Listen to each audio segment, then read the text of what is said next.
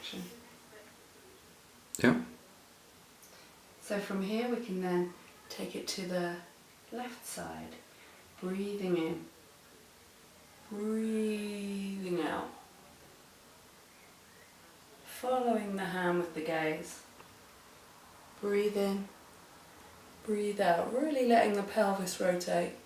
Breathe in, breathe out. Once more on each side, moving on the exhale. Really letting the back body spread in two directions. Right side's moving right, left side's moving left. Coming back to the heart. Breathe in, down to tail, push into the ground, use gravity to rise up. Gazing at the fingertips, let head and tail move away from each other equally, breathing out. Feet are grounded, lengthening from big toe to heel. Coming into a forward bend, open the heels slightly if you need to. Bend the knees if this is causing any pain. Moving gently, breathing in.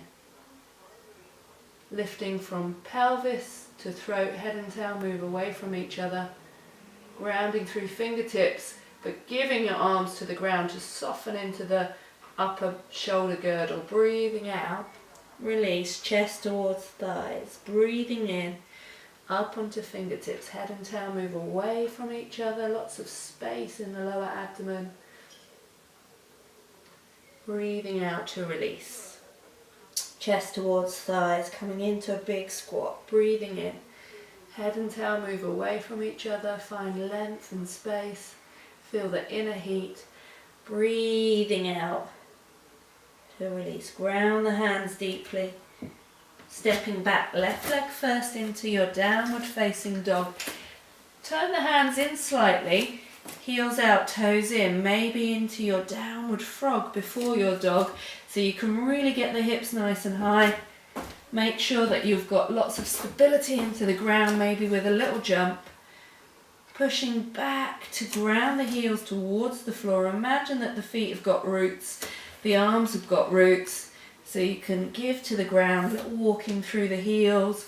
From here, you could come down to the ground first and into your plank position. If you're a postnatal mum, you will want to skip plank altogether and you could just come into a cat position. So from here I'm going to come straight forwards into plank today. So I'm going to shift the weight into my hands, come forwards, and I'm really pushing and yielding into the ground through my feet, through my hands, so my shoulders can release. Belly is strong. Tail's reaching down to the ground and head's reaching forwards to give me more stability and movement here. And then I'll bring my knees down. You could, however, just come straight down to here, chest down to the ground, knees down, hands by the shoulders, elbows reaching back, pubic bone to the ground, send the tail backwards, head is rising up. This is all about length, and then the lift comes, and this is coming from my back body. Cobra pose, releasing down, hands ground into the floor, tops of knees ground, push down so the tail can lift and the pubic bone rises off the floor. Power back to all fours, rest in your child pose, knees as wide as you like them to be. Fingertips making a little triangle on the ground so the shoulders have got a nice line and can be soft.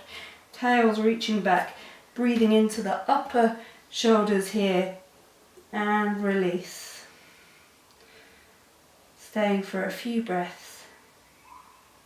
Giving to the ground, letting go.